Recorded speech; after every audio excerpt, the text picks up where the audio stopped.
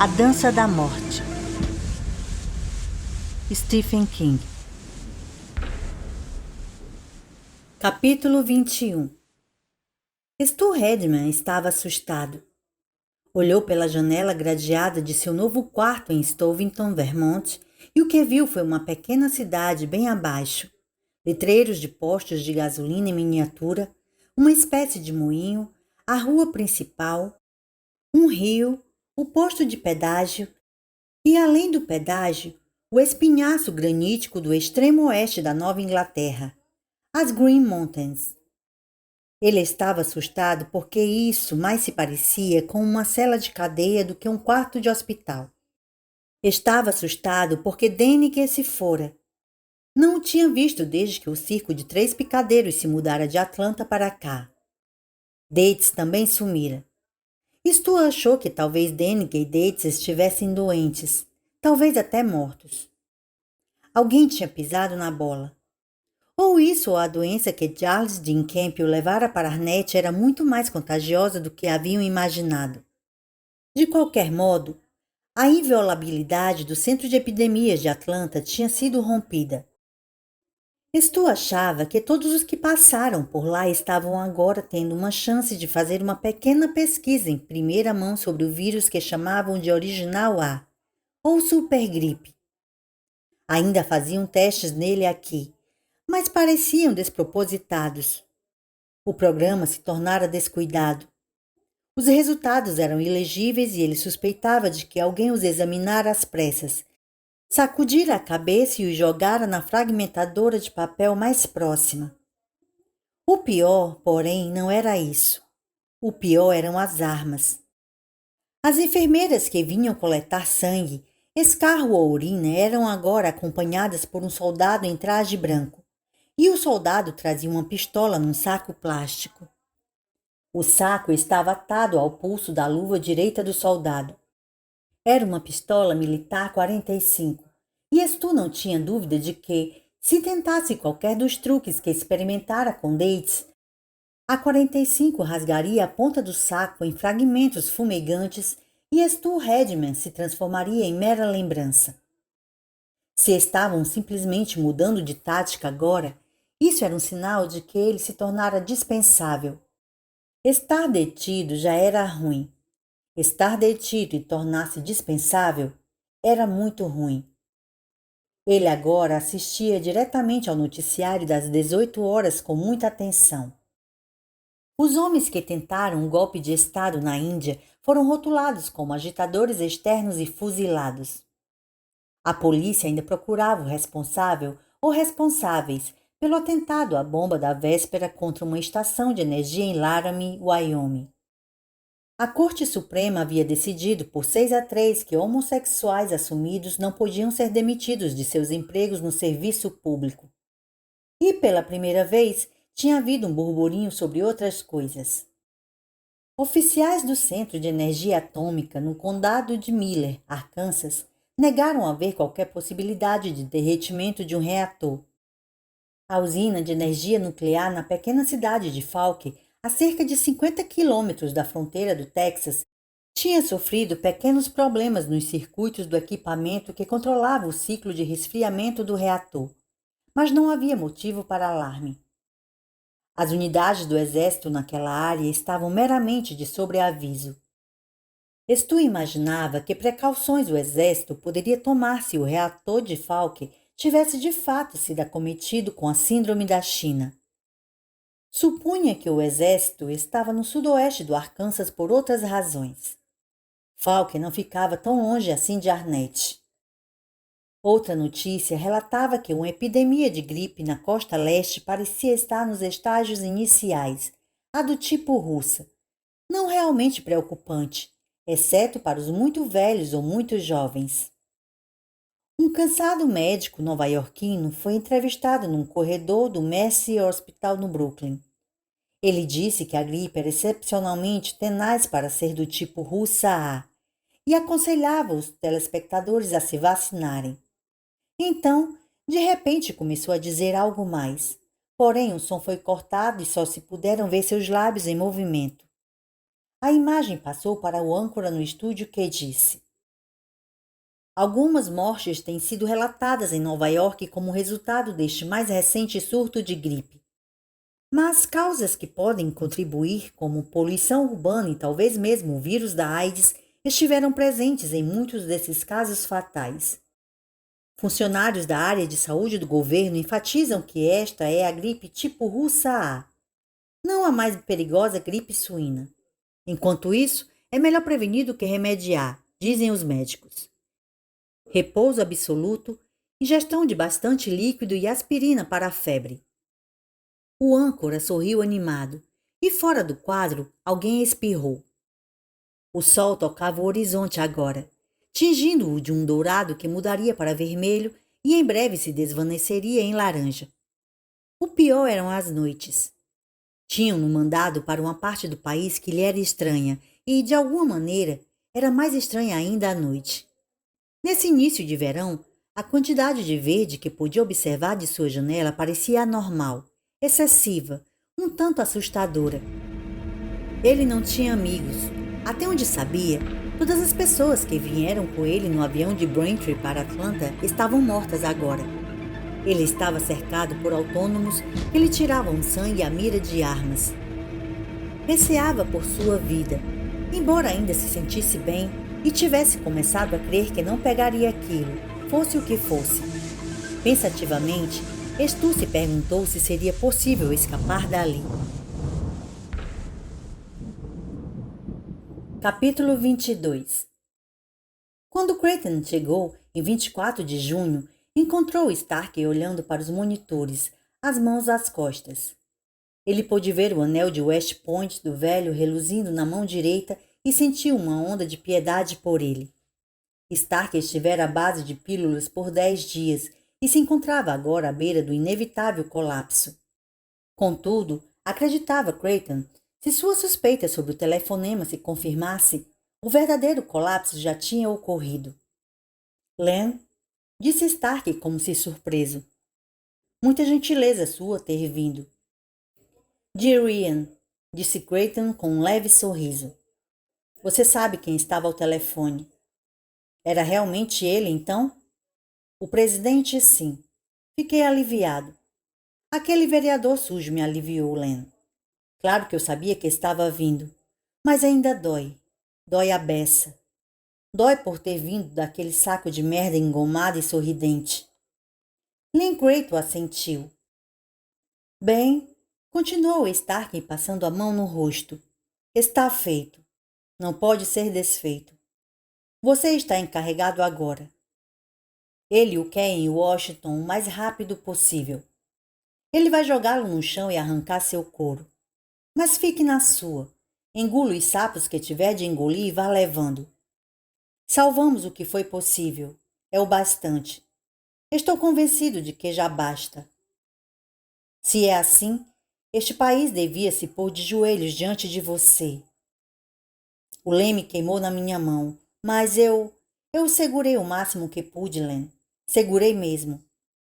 Ele falava com uma veemência tranquila, porém seus olhos passeavam de volta pelo monitor e por um momento sua boca estremeceu vacilante.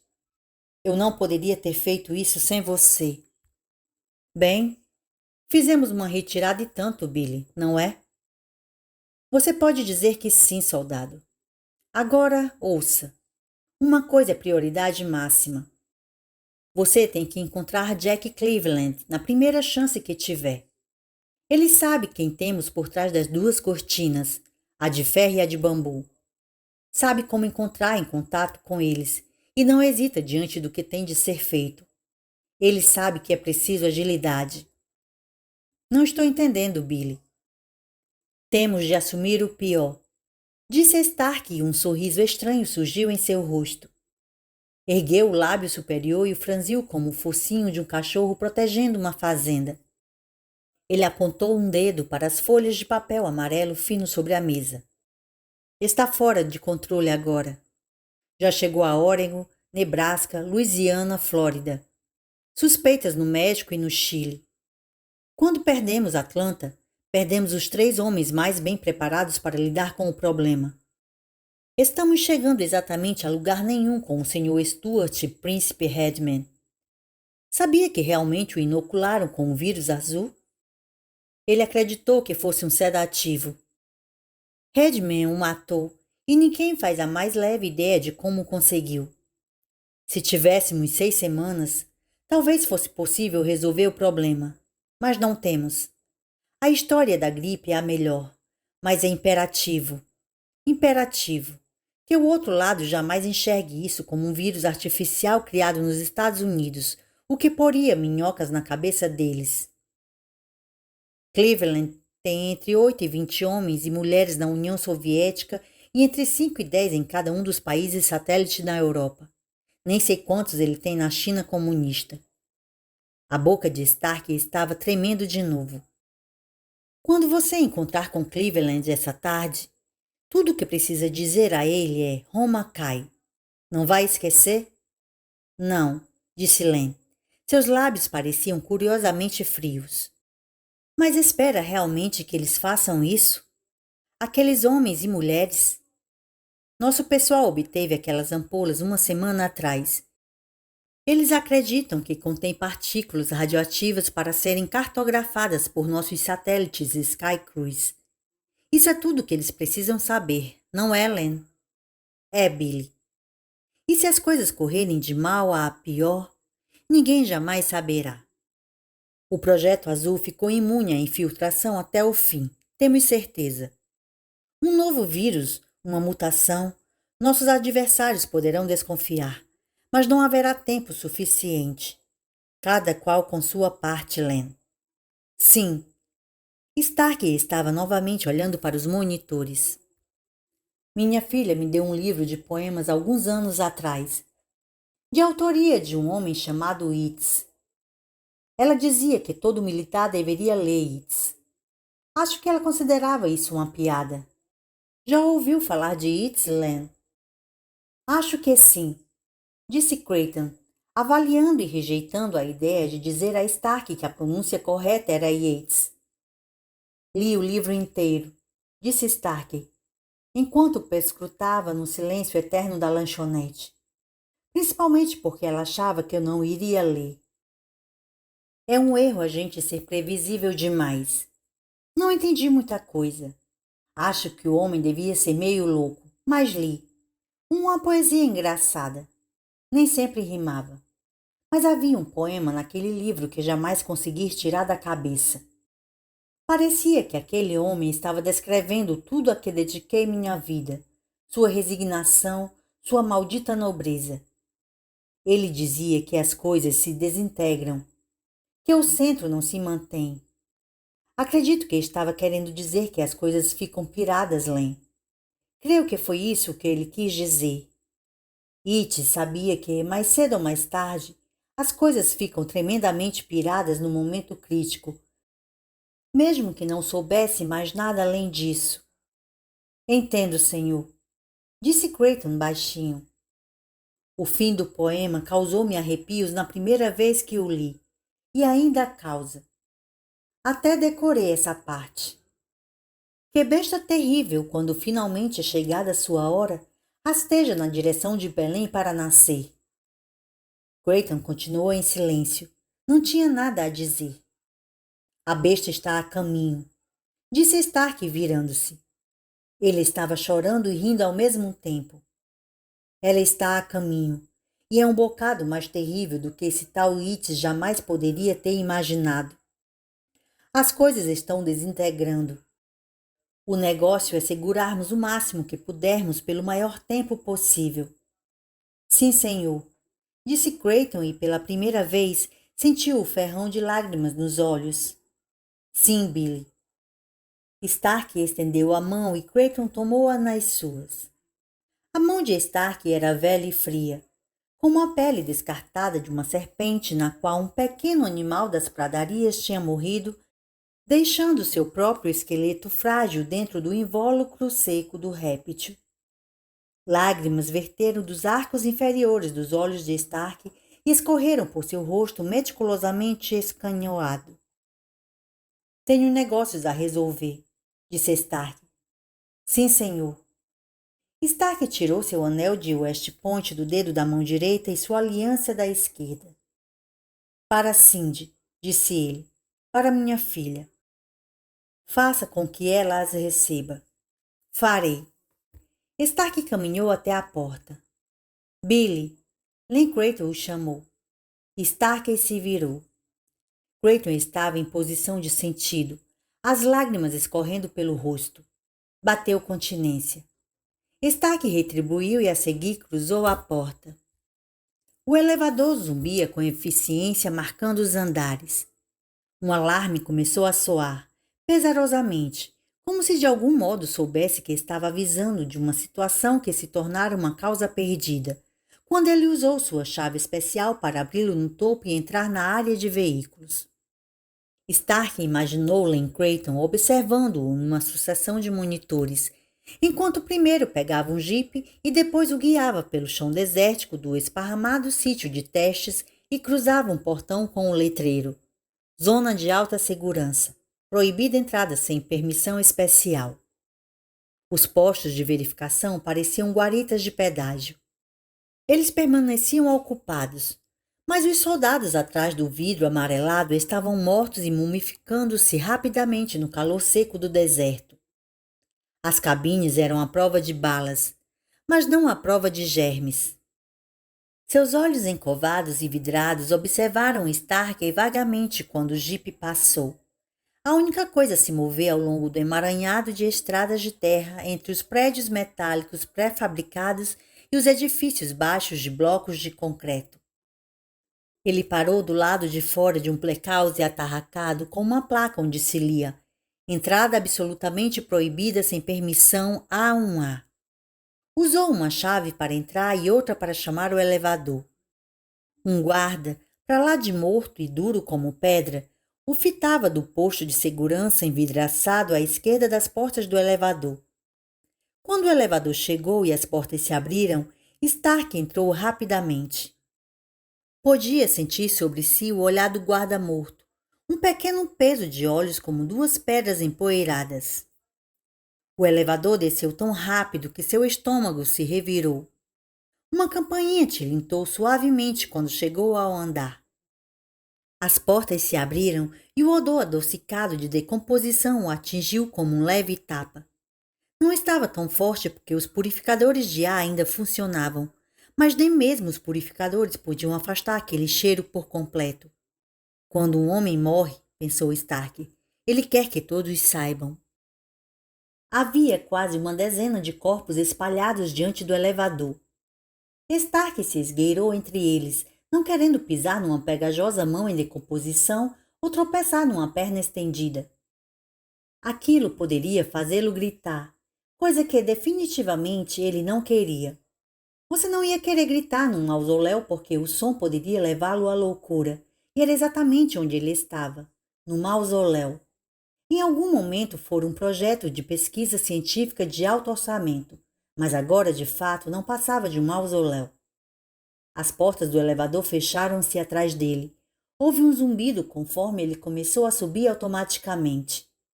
Não desceria de novo, a não ser se alguém o chamasse. Stark sabia. Tão logo a integridade da instalação tinha sido rompida, os computadores adaptaram todos os elevadores ao programa de contenção geral. Porque todos aqueles homens e mulheres jaziam ali.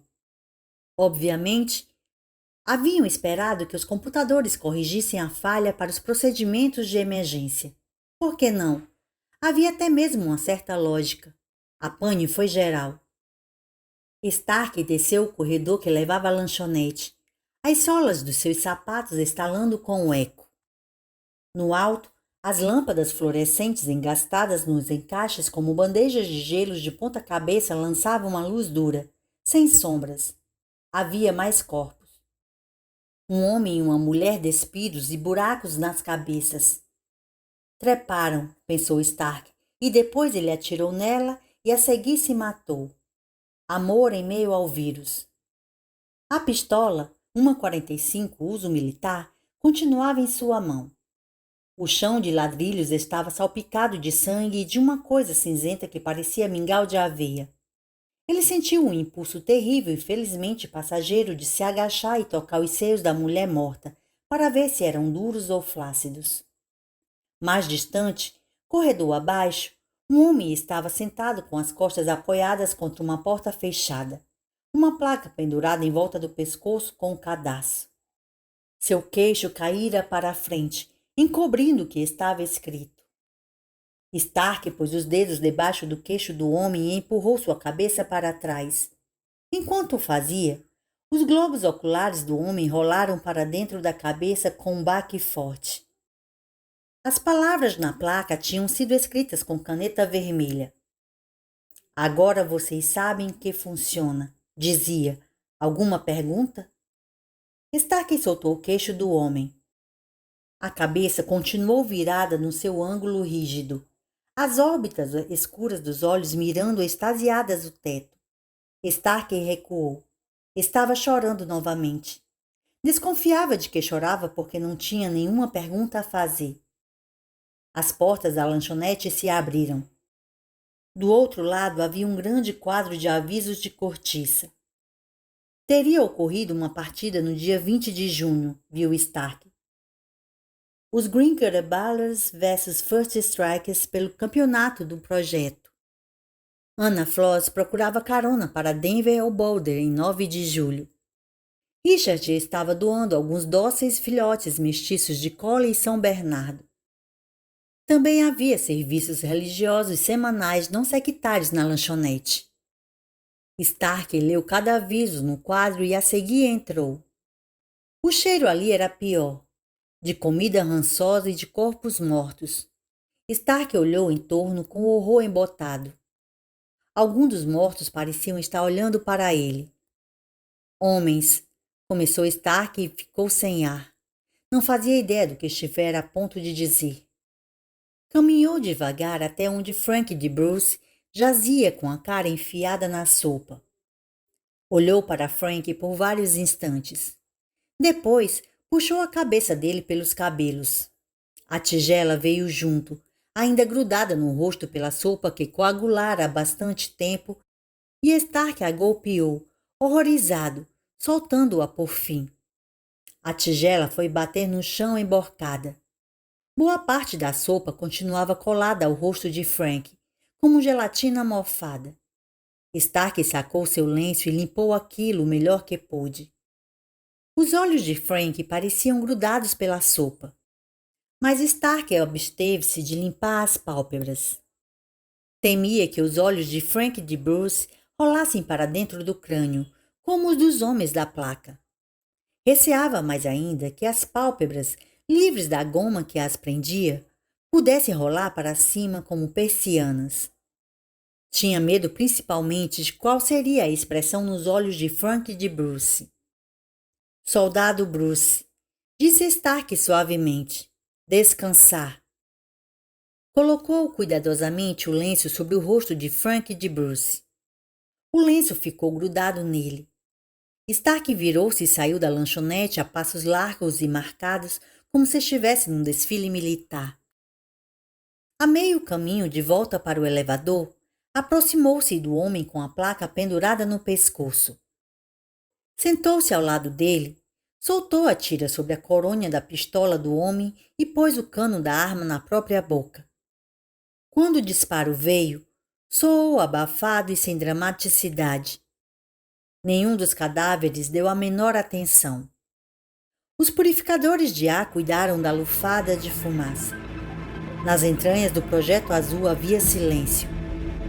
Na lanchonete, o lenço de Stark desgrudou do rosto do soldado Frank de Bruce e flutuou até o chão. Frank de Bruce não pareceu se importar, mas Len Grayton viu-se olhando cada vez mais para o monitor que mostrava Bruce e se perguntava por que diabos Billy não limpara a sopa das sobrancelhas do homem enquanto esteve lá. Grayton teria de enfrentar o presidente dos Estados Unidos muito em breve.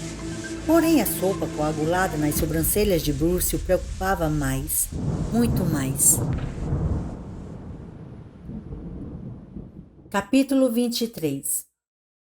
Randall Flagg, o homem escuro, seguia para o sul pela US 51, ouvindo os sons noturnos que circundavam de perto ambos os lados da estreita estrada que o levaria, cedo ou tarde, para fora do estado de Idaho em direção a Nevada.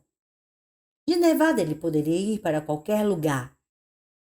De Nova Orleans para Nikolas, de Portland, Oregon para Portland, Maine. Este era o seu país, e ninguém o conhecia ou amava mais do que ele. Sabia para onde as estradas levavam e caminhava por elas à noite. Agora, 1 hora antes do alvorecer, estava em algum lugar entre Grasmere e Riddle, a oeste das Twin Falls, ainda ao norte da reserva de Duck Valley, que se espalha ao longo dos 2 estados. E isso não era ótimo? Ele caminhava rapidamente, o solado gasto das botas estalando contra a superfície pavimentada da estrada. E se luzes de carros surgiam no horizonte, ele se escondia, descendo do acostamento para a vegetação alta onde os insetos noturnos se abrigavam. E o carro passaria por ele, o motorista talvez sentindo um leve calafrio, como se impelido através de um bolsão de ar. Sua esposa e filhos adormecidos e se mexendo inquieto, como se todos tivessem sido acometidos simultaneamente por um pesadelo. Caminhou para o sul pela US 51, as solas gastas de suas botas de cowboy repicando no pavimento da estrada. Um homem alto em jeans desbotados, de boca apertada e uma jaqueta de brim. Seus bolsos estavam estufados com 50 tipos incongruentes de literatura. Livros para todas as estações. Retórica para todas as razões. Quando esse homem lhe entregava um livreto, você o pegava sem se importar com o assunto. Os perigos das instalações nucleares, o papel representado pelo CARD judaico internacional na derrubada de governos amistosos, a conexão da CIA com a cocaína e grupos guerrilheiros na Nicarágua, os sindicatos dos trabalhadores rurais, as testemunhas de Jeová. Se puder responder a estas 10 perguntas com um sim, você foi salvo. Os negros pela igualdade militante, o Code do Clã. Ele tinha tudo isso e muito mais. Havia um broche de cada lado de sua jaqueta. No da direita, uma cara amarela sorrindo.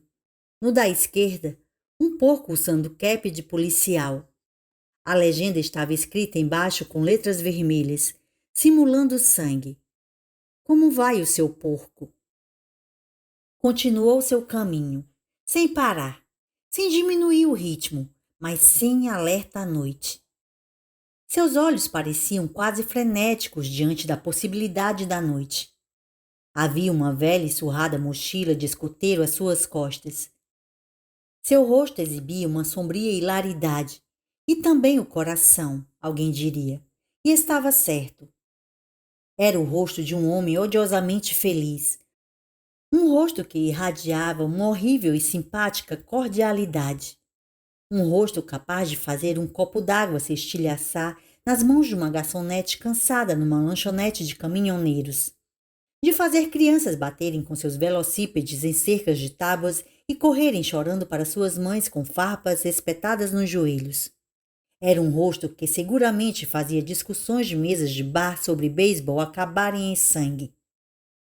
Seguia para o sul, para algum lugar na US 51, entre Grasmere e Riddle, agora mais perto de Nevada. Em breve iria acampar e dormir o dia inteiro, só acordando ao cair da noite. Ele leria enquanto cozinhava sua ceia num pequeno fogareiro sem fumaça. Qualquer coisa servia. Alguma brochura pornô surrada e sem capa, ou talvez o Mein Kampf, ou um gibi de R. Crumb, ou um dos agressivos jornais de postura reacionária dos America Firsts ou dos Sons of the Patriots. Quando se tratava de impressos, Flagg era um leitor eclético. Depois da ceia, retomaria a caminhada, seguindo para o sul nessa excelente rodovia de 2 pistas que cortava aquele ermo esquecido por Deus, observando, cheirando e ouvindo à medida que o clima ficava mais árido, reduzindo tudo às artemísias e rolos de arbustos secos, observando enquanto montanhas começavam a brotar da terra como a coluna vertebral de um dinossauro. Ao alvorecer de manhã ou do dia seguinte, ele entraria em Nevada, passando por Owhyee, primeiro e depois Mountain City. Em Mountain City, havia um homem chamado Christopher Branderton, que lhe providenciaria um carro e documentos em ordem.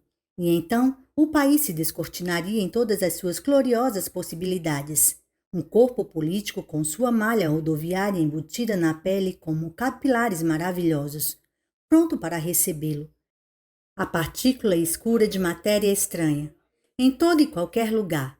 Coração, fígado, alma, cérebro. Ele era um coágulo procurando um lugar para se formar, uma lasca de osso buscando um órgão macio para perfurar, uma célula louca e solitária procurando um parceiro. Os dois iriam estabelecer moradia e criar eles próprios um pequeno tumor maligno bem acomodado. Eles seguiam em frente, os braços oscilando ao lado do corpo. Ele era conhecido, bem conhecido, ao longo das autoestradas escondidas percorridas pelos pobres e os fanáticos, pelos revolucionários profissionais e por aqueles que foram ensinados a odiar tão bem que o ódio surgia em seus rostos como lábios leporinos, e que só são aceitos por seus iguais, que os recebem em quartos baratos com pôsteres e frases nas paredes, em porões onde pedaços de cano cerrados são presos a tornos em bancadas alcochoadas e preenchido com explosivos potentes, em quartos de fundos onde planos desvairados são expostos. Matar um ministro, sequestrar o filho de um dignitário em visita ou interromper uma reunião do conselho da Standard Oil com granadas e metralhadoras e matar em nome do povo. Ele era conhecido nesse meio, e até mesmo o mais fanático deles só ousava olhar de banda para o seu rosto sombrio e de sorriso arreganhado. As mulheres que levava para a cama, mesmo se limitassem o intercurso a algo tão casual quanto buscar um tiragosto na geladeira, o aceitavam com um enrijecimento do corpo, um desviar no rosto. Recebiam-no no modo como poderiam receber um carneiro de olhos dourados ou um cachorro preto. E quando acabava, elas ficavam frias, tão frias que parecia impossível que algum dia voltassem a ser cálidas. Quando entrava numa reunião, o blá blá blá histérico cessava. As difamações, recriminações, acusações, a retórica ideológica. Por um momento haveria o silêncio fúnebre e todos iriam se voltar para ele e depois desviar o olhar, como se ele tivesse vindo procurá-los com algum antigo e terrível artefato de destruição aninhado nos braços. Algo 1000 vezes pior do que o explosivo plástico produzido nos laboratórios subterrâneos de estudantes de química renegados, ou do que as armas contrabandeadas por algum sargento ambicioso lotado em um arsenal militar. Parecia que ele os procurara com um artefato enferrujado com sangue e acondicionado há séculos na graxa dos gritos, mas novamente pronto agora, levado para a reunião como algum presente infernal, um bolo de aniversário com velas de nitroglicerina. E quando a conversa recomeçasse, seria racional e disciplinada, tão racional e disciplinada quanto os homens fanáticos poderiam mantê-la. E as coisas chegariam a um consenso. Ele prosseguiu, os pés bem acomodados nas botas, o couro se ajustando confortavelmente nos lugares certos. Seus pés e essas botas eram como velhos amantes. Christopher Branderton, em Mountain City, o conhecia como Richard Fry. Branderton era guia em um dos sistemas clandestinos pelos quais os fugitivos escapavam. Meia dúzia de organizações diferentes, indo desde o Waterman à Brigada Guevara, financiavam Branderton. Ele era um poeta que lecionava esporadicamente na Free University, ou viajava para os estados do oeste como Utah, Nevada e Arizona, falando para turmas de inglês do ensino fundamental, espantando garotos e garotas, ele esperava, de classe média com as notícias de que a poesia estava viva. Narcoléptica era a verdade, mas ainda dotada de certa vitalidade oculta. Ele estava agora na casa dos 50 e muitos, mas havia sido expulso de uma faculdade californiana 20 e tantos anos atrás por simpatizar demais com as estudantes por uma sociedade democrata. Ele participara dos conflitos na Grande Convenção dos Porcos de 1968 em Chicago, formando seus elos com diversos grupos radicais. primeiro abraçando o fanatismo desses grupos, depois sendo engolido por completo. O homem escuro caminhava e sorria. Brandenton representava apenas um elo na corrente e havia milhares deles. Os dutos pelos quais os fanáticos transitavam com seus livros e bombas. Os dutos se interligavam, as placas cifradas ao longo do caminho, mas inteligíveis para os iniciados. Em Nova York, ele era conhecido como Robert Frank, e sua alegação de ser negro nunca tinha sido questionada, embora sua pele fosse muito clara. Ele era um veterano negro do Vietnã. O negro tinha ódio mais do que o suficiente para extravasar por ter perdido a perna esquerda. Havia apagado 6 policiais em Nova York e Nova Jersey. Na Geórgia, ele era Ramsey Forrest, um descendente distante de Nathan Bedford Forrest, e no seu prontuário constava 2 estupros, uma castração e o incêndio de uma favela de negros. Mas isso tinha sido muito tempo atrás, nos anos 1960, durante a insurgência pelos primeiros direitos civis. Ele, às vezes, achava que poderia ter nascido naquela contenda. Certamente não se lembrava de muito do que lhe havia acontecido antes disso, exceto de ter nascido em Nebraska e de certa vez ter sido colega de escola de um garoto ruivo e de pernas tortas chamado Charles Starkweather. Ele se lembrava melhor das marchas pelos direitos civis de 1960 e 1961, os espancamentos, as incursões noturnas, as igrejas que haviam explodido como se um milagre no interior delas tivesse crescido demais para ser contido. Ele se lembrava de ter ido parar em Nova Orleans em 1962 e conhecido um jovem demente que estava distribuindo panfletos instando os Estados Unidos a deixarem Cuba em paz. Esse homem tinha sido um tal de Sr. Oswald e ele aceitara um dos seus panfletos. Ainda conservava 2, muito velhos e amassados em um de seus diversos bolsos. Ele havia participado de uma centena de comitês de responsabilidade. Havia caminhado em passeatas contra a mesma dezena de empresas em centenas de diferentes campos universitários. Ele escrevia as perguntas que desconcertavam os poderosos quando vinham palestrar, mas nunca as fazia ele próprio. Aqueles mercadores do poder poderiam ver o seu sorriso arreganhado e o rosto em fogo como algum motivo para alarme e fugir do pódio. Da mesma forma, nunca falou em comícios porque os microfones iriam apitar com feedback histéricos e os circuitos explodiriam. Mas ele escrevera discursos para os oradores. E em diversas ocasiões, estes discursos terminaram em tumultos, carros virados, votos pela greve de estudantes e manifestações violentas. Em determinada época da década de 1970, conheceu um homem chamado Donald DeFreeze, ao qual sugeriu que adotasse o nome Sink. Ele havia ajudado a traçar planos que resultaram no sequestro de uma herdeira e coube a ele sugerir que enlouquecessem a herdeira em vez de simplesmente pedirem resgate por ela. Ele havia deixado a pequena casa de Los Angeles, onde DeFreeze e outros foram mortos por menos de 20 minutos antes que a polícia a invadisse. Ele escapara a rua acima, suas botas cambaias e empoeiradas ressoando no calçamento, um sorriso feroz no rosto que fazia as mães agarrarem seus filhos e os trancarem em casa, um sorriso que fazia as grávidas entrarem em trabalho de parto prematuro. E mais tarde, quando uns poucos remanescentes esfarrapados do grupo foram desbaratados, todos eles sabiam que houvera alguém mais associado ao grupo. Talvez alguém importante, talvez um adepto, um homem sem idade, um homem conhecido como turista andarilho, ou às vezes como bicho-papão. Ele progredia num passo firme, devorando o caminho. 2 dias antes estivera em Laramie, Wyoming, parte de um grupo ecológico de sabotagem que explodiram uma estação de energia elétrica. Hoje ele estava na US 51, entre Grasmere e Riddle, a caminho de Mountain City. Amanhã estaria em outro lugar. E sentia-se mais feliz do que nunca, porque ele parou. Porque alguma coisa estava chegando. Ele podia senti-la, quase sentir seu gosto no ar noturno. Ele podia experimentá-la. Um gosto quente e fuliginoso que vinha de toda parte, como se Deus estivesse planejando um almoço ao ar livre e toda a humanidade estivesse vindo para o churrasco.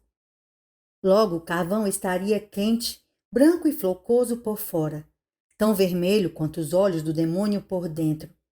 Uma coisa enorme, uma coisa grande. Esse tempo de transfiguração estava à mão. Ele ia nascer pela segunda vez. Ia ser expelido da vagina em trabalho de parto de alguma grande besta cor de areia, que neste exato momento jazia lutando contra o sofrimento de suas contrações, as pernas movendo-se lentamente enquanto o sangue do parto jorrava, seus olhos quentes pelo sol fitando o vazio. Ele havia nascido quando os tempos mudavam, e os tempos estavam mudando de novo. Isso estava no vento. No vento deste anoitecer agradável em Idaho. Estava quase na hora de renascer, ele sabia. Por que outra razão poderia de súbito fazer magia? Fechou os olhos, seu rosto quente voltando-se levemente para o céu escuro, que estava preparado para receber a aurora. Ele se concentrou, sorriu. Os saltos empoeirados e surrados de suas botas começaram a se elevar acima da estrada. 2 centímetros, 5, 8. O sorriso se alargou num arreganho de dentes. Agora estava 30 centímetros acima e 60 centímetros acima do solo. Ele se manteve firme sobre a estrada com uma pequena poeira sobrando debaixo dele. Então sentiu os primeiros indícios da aurora manchando o céu e se fez baixar de novo. Ainda não chegara a hora, mas chegaria em breve. E começou a caminhar, sorrindo, agora procurando um lugar para descansar durante o dia. A hora estava próxima, e era o que bastava saber por enquanto.